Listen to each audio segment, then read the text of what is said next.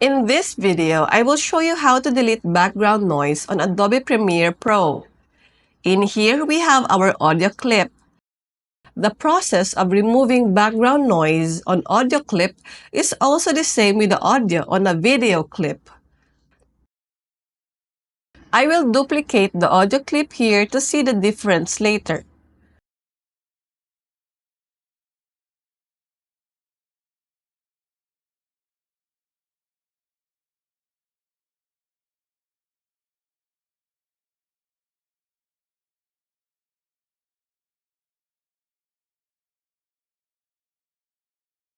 Go to Effects and search for High Pass.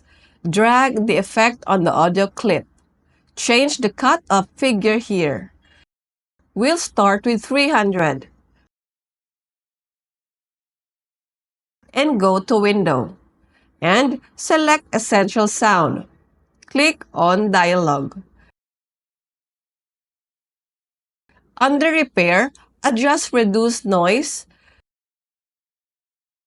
Reduce Rumble, and the Hum. Make sure that the audio you want to edit is highlighted before doing all the adjustments. Let's see the difference here. Hi! In this video, I will show you how to delete background noise.